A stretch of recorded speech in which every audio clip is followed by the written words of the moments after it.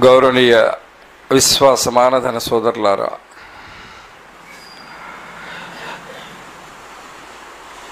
ఈరోజు ఉదయం ఆంధ్రజ్యోతి పత్రికలో ఒక కాలం సౌదీ అరేబియాలో జరిగే ఒక విచ్చలవిడి విశృంఖల విషయాన్ని రాస్తూ ఏమని రాశారు అంటే, కరుడుగట్టిన ఇస్లామీ ధార్మిక విధానం ఉన్న దేశం ఆధునికత వైపు ప్రయాణం. అందులో 90% నగ్నంగా ఉన్న స్త్రీలతో ర్యాంప్ వాక్ ఉంటుంది. ఆ స్త్రీలు ర్యాంప్ వాక్ స్టార్ట్ చేశారు. అక్కడి యువరాజు విశాల దృక్పథంతో నడుపుతున్నారు అన్న విషయాన్ని తీసుకొచ్చారు. సోదరులారా, కనీసం పాత్రికేయుడైనా రాసే ముందు మంచి చెడు విచక్షణతో రాస్తున్నానా, లేదా తప్పును కూడా మంచి అని చెప్పే ప్రయత్నం చేస్తున్నానా అని పాత్రికేయుడు ఆలోచించడు. అలాగే సమాజం పరిస్థితి ఎలాగుందంటే, నేను ప్రేమించే వ్యక్తి మొదలుకొని, నేను ప్రేమించే ఆలోచన, నేను ప్రేమించే జమాత్, నేను ప్రేమించే దేశం, వాళ్ళు ఏ నేరం చేసినా కరెక్టేనని చెప్పే ముస్లిం సమాజంలో కూడా ఇటువంటి వ్యక్తులు ఉండడం ప్రమాదకరమైన విషయం. ఎందుకంటే అన్నిటికంటే ప్రమాదకరమైన విషయం చేసినా కూడా మనకు నచ్చిన వ్యక్తి చేస్తే దాన్ని మనం ఏమనం. హెచ్చరించాల్సింది మనమే, తప్పును తప్పని చెప్పాల్సింది మనమే. వీలైతే ప్రాణం పోతుంది, నువ్వు ఎలాగూ చేస్తావు. ఇంట్లో నీ పెళ్ళాం బిడ్డలు పట్టించుకోకుండా మంచాన పడి పురుగులు పడి చేతులు కాళ్ళు ఆడక ఎప్పుడు చేస్తాడని చెప్పి ఆ స్థితిలో కూడా చేస్తావు. చంపేస్తే షహీద్ అవుతావు. మరి చెప్పే స్థైర్యం లేని స్థితిలో ముస్లిం సమాజం ఉండడం ఈరోజు చాలా బాధాకరమైన విషయం. షిర్క్ విషయంలో నువ్వు షిర్క్ చేసావు అని చెప్పే ధైర్యము లేదు. మరి దేవుని ఏకత్వాన్ని పరిచయం చేసే ధైర్యము లేదు. దైవ ధర్మాన్ని తుత్తినియాలు చేస్తూ ఉంటే ఇది తప్పు అని చెప్పే మగాళ్ళు లేరు. సోదరులారా, మరి ఇటువంటి తరుణంలో ముస్లిం సమాజం 200 కోట్లకు పైగా ఉండి అవమానభరితమైన జీవితం ఎందుకు గడుపుతోందన్న విషయం మనం ఆలోచిస్తే, ఎవరైతే ఇస్లాం ధ్వజవాహకులుగా ఉన్నామో అది ఒక పరిమిత ఆలోచనతో ఒక పార్ట్ టైం జాబ్లా మనం చేసుకుంటూ వెళ్తున్నాం. కానీ అది అవసరం ఉన్న చోట, చెప్పాల్సిన చోట చెప్పే ధైర్యం లేదు. రిక్షా వాడికి అయితే చాలా సులభంగా చెప్తాం, ఎందుకంటే వాడు ఏమనలేడు. స్నేహితుడైతే చెప్పే ప్రయత్నం చేస్తాం. కానీ అదే చోట ధనవంతుడో, డబ్బున్నవాడో, పేరు పలుకుబడి ఉన్నవాడో, లేదా మనకేదన్నా అతనితో లాభం ఉండే వ్యక్తి అయినా, లేదా ఏ దేశం నుంచైనా మనకు ఏదైనా మంచి ప్రేమానురాగాలు ఉన్నా దాని మీద స్పందన లేకపోవడం చాలా ప్రమాదకరమైన విషయం. ఇప్పుడు అతను పత్రికలో రాసిన విషయాన్ని ఖండించే ఆలోచన కూడా లేదు, ఖండించడానికి అవకాశం లేదు. అంటే ఇస్లామీయ దృక్పథం అన్నది పూర్తిగా అనాగరికమైన విషయం అన్నట్లు చూపించుకుంటూ వచ్చాడు. అందుకే గీతంలో కూడా నేను అదే పాడాను. ఫ్యాషన్ల పేరుతో మన మహిళల ఒలువలు ఏవైతే ఉన్నాయో అది జారిపోయాయి. ఆధునికత ముసుగులో విశృంఖల చేష్టలను కూడా ఆధునికత అన్న ఫ్యాషన్ పేరుతో వచ్చేసాం. ఎవరైనా షిర్క్ చేసాడనుకోండి, సెక్యులరిజం అనే పేరుతో దాన్ని బట్టగప్పేస్తున్నాం. మరి ఇది ప్రమాదకరమైన సమయం అండి. మరి ఇటువంటి తరుణంలో ప్రతి వ్యక్తి తన్ను తాను కాపాడుకుంటూ మరొకరిని కాపాడే ప్రయత్నం చేయకుంటే ఆ సమాజ మూలాలు నాశనం అవుతాయి. ఎందుకంటే అల్లాహ్ తాలా 11వ సూరే హూదులో అనుకుంటాను, ఇందులో 117వ ఆయత్లో అంటాడు, అల్లాహ్ ఏ జాతినైనా ఏ పట్టణాన్నైనా సర్వనాశనం చెయ్యక ముందు అక్కడ హెచ్చరించే వారిని పంపకుండా ఆ పట్టణాన్ని నాశనం చేయలేదు. మరి హెచ్చరించే వాళ్లే కరువు అయిపోతే ఇంకా దైవ అభిశాపాల రూపంలో అభిశాపాలు వస్తాయి. అయ్యో అక్కడ చూడండి భూకంపం వచ్చింది, ఇక్కడ చూడండి వరదలు వచ్చేసాయి. నిన్న తమిళనాడులో ఒక టూరిజం పాయింట్, అక్కడ పైనుంచి వాటర్ ఫాల్ వస్తుంది, అది వరద వచ్చేసింది. అక్కడ ఊహించని రీతిలో వరద. మరి ఇలాంటివి ఏవైతే జరుగుతున్నాయో ఆ సమయంలో ఎవరిది బాధ్యత అంటే, ఎవరైతే ముస్లింలని మనం చెప్పుకుంటున్నామో మన బాధ్యత అండి. ప్రపంచంలో మిగతా వాళ్ళందరి సంస్కరణ కోసం లేపబడ్డ సమాజం మనం. మరి ఎవరన్నా తప్పు చేయని, రాజు చేయని, పేదవాడు చేయని, మనం ప్రేమించేవాడు చేయని, కన్న కొడుకు చేయని, కన్న తండ్రి చేయని, తప్పు తప్పని చెప్పగలగాలి. అందుకే ఖురాన్ ఏమంటుంది, తఅవను అలల్ బిర్రి వత్తఖ్వా, మీరు సదాచరణ విషయాల్లో, దైవభీతి విషయాల్లో ప్రజలకి సహకరించండి. వాడు మీకు పరిచయం ఉన్నా పరిచయం లేకున్నా సహకరించండి అతనికి. వలా తఅవను అలల్ ఇస్మి వల్ ఉద్వాన్, మరియు మీరు ఏహ్యకరమైన చర్యలలో, దౌర్జన్యకరమైన విషయాల్లో ఎవ్వరికి సహకరించకండి. మరి ఇలాంటి పనులు చేయాల్సిన ముస్లిం సమాజం ఖురాన్ ఆజ్ఞది. తప్పు చేసేవాడిని సపోర్ట్ చేస్తుంది, దౌర్జన్యపరుడిని సపోర్ట్ చేస్తుంది, విచ్చలవిడితనం మీద నడుస్తున్న వాళ్ళను కూడా సపోర్ట్ చేస్తుంది. ఇది ఎలా? మరి చెడును చెడని చెప్పే శక్తి లేనప్పుడు ముస్లిం ఎలా అవుతారు? నేను చెప్తున్న విషయం నా వరకు నేను చెప్పలేదు, ప్రవక్త ముహమ్మద్ సల్లల్లాహు అలైహి వసల్లం చెప్తారు, మన్ రఆ మిన్కుముల్ మున్కర్ ఫలియుగయ్యిర్ బియదిహి. మీరు ఏదైనా చెడును చూస్తే దమ్ముంటే చేత్తో ఆపేయండి. ఫైల్లం యస్తతి ఫబిలిసాని. ఒకవేళ చెప్పే ధైర్యం లేదు అంటే, ఆపే ధైర్యం లేదు, నోట్తోనన్నా ఇది చెడురా బాబు అని చెప్పండి. అది లేదు, మనసులో చెడు అనుకోవడం అల్పమైన విశ్వాసం. అంటే ఇంక అక్కడి నుంచి కుఫ్రు వైపు వెళ్ళిపోవడమే మిగిలి ఉంటుంది. అది అల్పమైన విశ్వాసం. మరి అలాంటి అల్ప విశ్వాసులుగా బతకడం కంటే చావడం మేలు కదా కాస్త విశ్వాస స్థితిలో.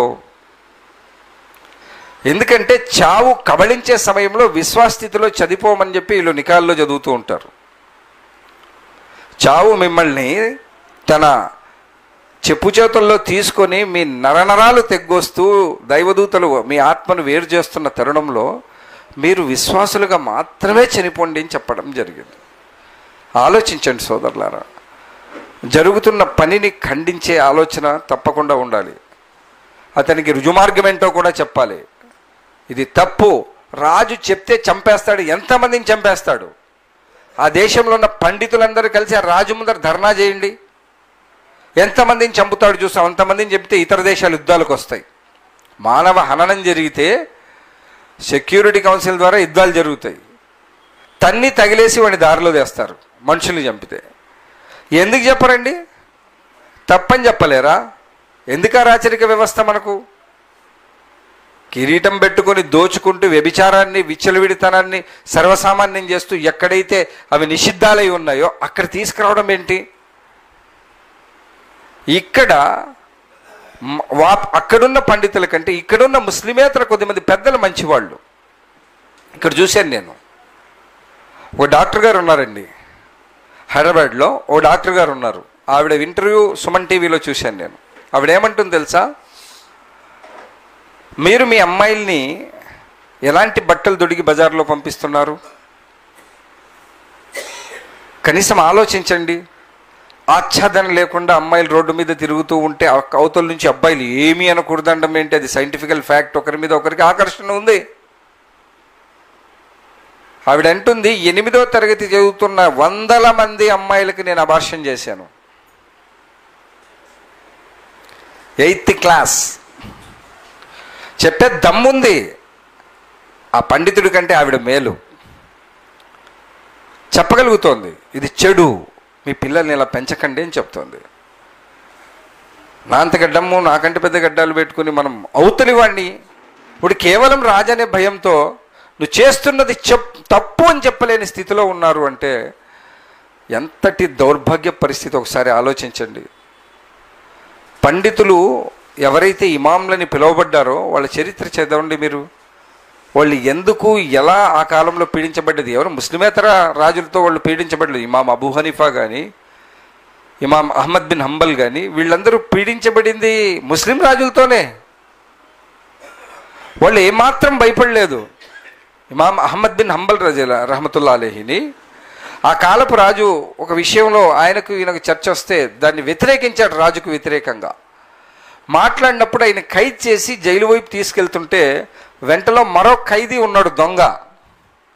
ఆ దొంగ ఇతనితో మాట్లాడతాడు, అయ్యా పండితవర్య, మిమ్మల్ని అరెస్ట్ చేయడం ఏంటి, ఈ కాలపు మహానుభావులు మీరు, మిమ్మల్ని అరెస్ట్ చేయడం, నేనంటే దొంగను, మిమ్మల్ని ఎందుకు పట్టుకున్నారంటే రాజుకు వ్యతిరేకంగా సత్య ప్రకటన చేశాను నేను అన్నారు. రాజుకు వ్యతిరేకంగా సత్య ప్రకటన చేస్తే జైలు వేశారా? మీకు నా అలవాటు చెప్తాను, కాస్త మీరు ఆలోచించండి. ఏంటిది అంటే, నేను దొంగను, వీళ్ళు నన్ను చర్మం ఒలిచి కొట్టినా బయటికి వెళ్ళినా మళ్ళీ దొంగతనం చేస్తాను. నేను దొంగను, వీళ్ళు ఎలా కొట్టినా నేను దొంగతనం చేస్తాను. నిజంగా మీరు దైవానికి భయపడే దైవభక్తులు, మీరు చంపినా కూడా మీరు వెనక్కి మరలకండి అని చెప్పి ఒక ధైర్యాన్ని ఇస్తాడు. సత్యం మీద ఉన్నారు, నేను అసత్యం మీద ఉండి కూడా స్టాండ్ ఉంది నాకు. రెగ్యులర్ దొంగతనమే, ఎవరికి భయపడను, మళ్ళీ దొంగతనం రెగ్యులర్ చేస్తుంటారు, కానీ మీరు దైవానికి భయపడేవాళ్ళు అన్నారు. కాబట్టి సోదరులారా, ఆ విషయాలు ఆలోచించండి. మన బాధ్యత మనం నిర్వహిస్తున్నామా? మనం ఎంతకు మంచి చెడు విషయాల్లో ఇలా హెచ్చరించగలుగుతున్నామా? ప్రవక్త ముహమ్మద్ సల్లల్లాహు అలైహి వసల్లం అన్నారు, అయ్యా మీరు దారి తప్పకుండా ఉండడానికి మీ మధ్యన 2 విషయాలు వదిలి వెళ్తున్నాను, గట్టిగా పట్టుకోండి. అదేంటి? ఒకటి దైవగ్రంథమైన ఖురాన్, మరోటి నా సాంప్రదాయం అన్నారు. ఆయన సాంప్రదాయాలు వదిలేసి నేను పండితుడిని, నేను దాయిని, నేను సో అండ్ సో, నేను సో అండ్ సో అని చెప్పుకుంటే ఎక్కడ దాకా నిలబడతారు మీరు? నిలబడగలరా అసలు? అల్లా ముందు మాట్లాడడానికి రేపు అవకాశం ఉంటుందా?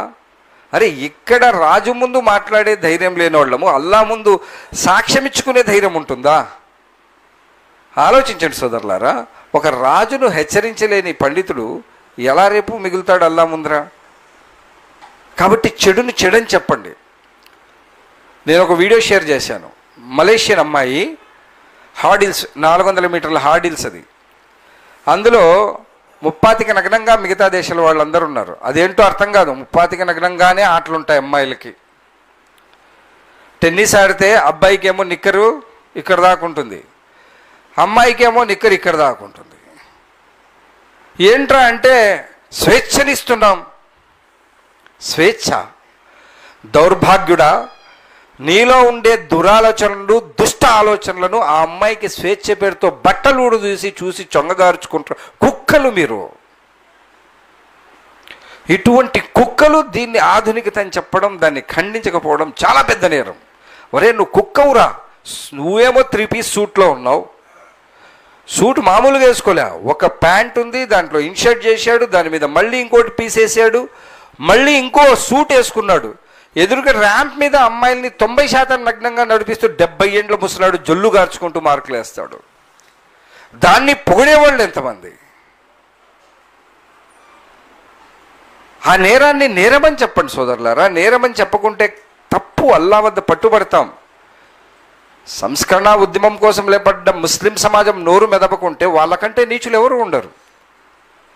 వాళ్ళ ఇండ్లలో ఇటువంటి పిల్లలు వచ్చేస్తారు, వాళ్ళ కుటుంబాల్లో వస్తారు. చెప్పండి, ఇది తప్పు తప్పని చెప్పండి. చెప్పడం బాధ్యత. చంపితే స్వర్గానికి వెళ్ళిపోతారు.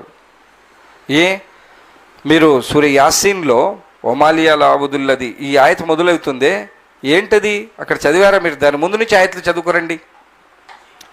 అక్కడ అల్లాహ్ సుబ్హానహు వ తఆలా ఒక జాతి వైపుకి ముందు ఒక ప్రవక్తని పంపిస్తారు. ఆయన వెళ్ళి, చూడండి మిత్రమా, దేవుడు ఒక్కడే, ఆయన సృష్టికర్త, సృష్టి పూజ మానండి అని చెప్తాడు. ఆయన ఇచ్చిన సందేశం వాళ్లకు ఇంకా అర్థం కాకుంటే అల్లాహ్ అతనికి సహాయానిక మరో ప్రవక్తను పంపిస్తాడు. 2 ప్రవక్తలు కలిసి సందేశం ఇస్తే దాన్ని కూడా వాళ్ళు అర్థం చేసుకోకుంటే 3 ప్రవక్తలు, 3వ ప్రవక్తను కూడా పంపిస్తాడు. అల్లాహ్ చాలా కరుణామయుడని టైం ఇస్తాడు, కానీ టైం తర్వాత పట్టుకుంటే భయంకరంగా పట్టుంటుంది. టైం ఇచ్చే లోపలే మారిపోవాలా. ఆ 3 చెప్పిన తర్వాత వీళ్ళు ఏమంటారంటే, మీరు మాకు పట్టిన శని, మీరు దరిద్రులు, మాకు దరిద్రం పట్టారు, మిమ్మల్ని 3 చంపేస్తామంటారు. వాడు భయపడలేదు మిత్రమా. కాంకలే హమ్న కైకు, హమె కైకు బోలే తో ఫిర్ క్యా హై కి క్యా సమజ్ లేతే కి అని అనలా. 3 అలాగే నిలబడ్డారు. వాళ్ళన్న ప్రవక్తలు అనుకోండి, ఊర్లో నుంచి ఇస్లాం స్వీకరించిన ఒక మామూలు ముస్లిం పరిగెత్తుకుంటూ వస్తాడు. నా జాతి ప్రజలారా, వీళ్ళు కాదు అసలు దరిద్రం, మీ ఆలోచన, మీరు దరిద్రులు.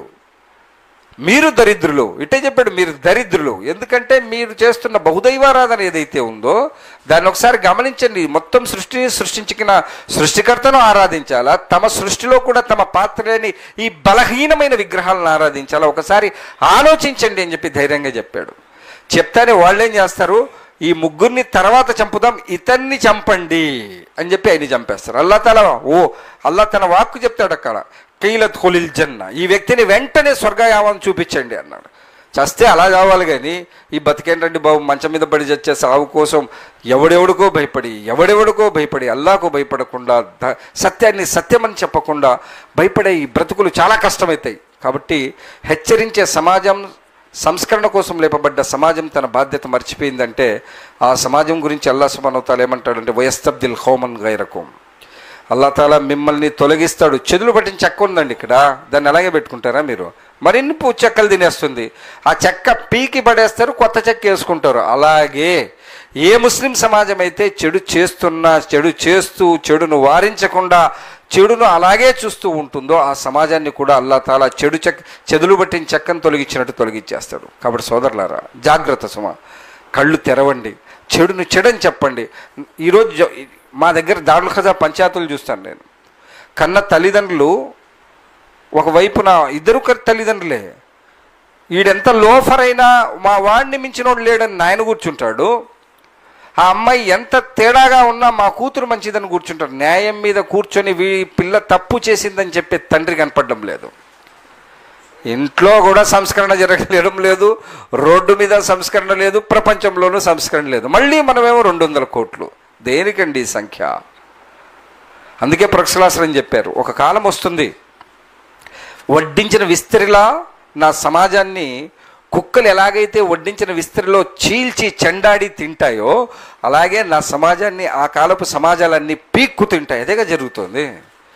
ఆవు కోసం కొట్టి, చిన్న చిన్న విషయాల్లో కొట్టి, నోరెత్తకుండా కనీసం ఆ అడ్డుకునే శక్తి కూడా, ధైర్యం కూడా చేయడం లేదు. చంపుతారు ఎలాగూ, ధైర్యం కూడా చేయడం లేదు, చంపేయి అని భయపడుతున్నారు.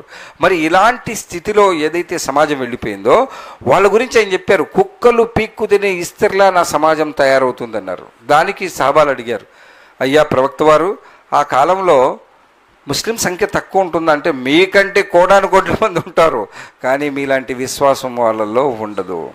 కాబట్టి సోదరులారా, మీ అందరితో విన్నపం ఏంటంటే, వింటున్న వాళ్ళు, వీక్షిస్తున్న వాళ్ళందరికీ కూడా తప్పును తప్పని చెప్పండి, షిర్క్ని షిర్క్ చెప్పండి. ఎవరైనా అధర్మ కార్యాలు ఎక్కడ కొట్లాడతారో తెలుసా? ఎక్కడ 2 విషయాలు ఉంటాయో, చేసినా చెయ్యకపోయినా దాని మీద స్వర్గ నరకాలు ఉండవో, దాని మీద తలవార్లు ఎలా తీయాలో నేర్పిస్తారు పండితుల నుంచి పామర్ల వరకు. ఒకరినొకరు కొట్లాడుకోండి అని. కానీ ఎక్కడైతే చెప్పాల్సిన పని ఉందో అక్కడ సైలెంట్. అల్లా మీకు నాకు సత్యాన్ని సత్యమని, అసత్యాన్ని అసత్యమని, అనవసర విషయాల్లో అంతర్గత తగాదాల్లో పడకుండా అవసరమైన చోట ఖచ్చితంగా తప్పును తప్పని చెప్పే ధైర్యాన్ని అల్లా ప్రసాదించుగాక. వాఖిరు దుఆనా అల్హమ్దులిల్లాహి రబ్బిల్ ఆలమీన్.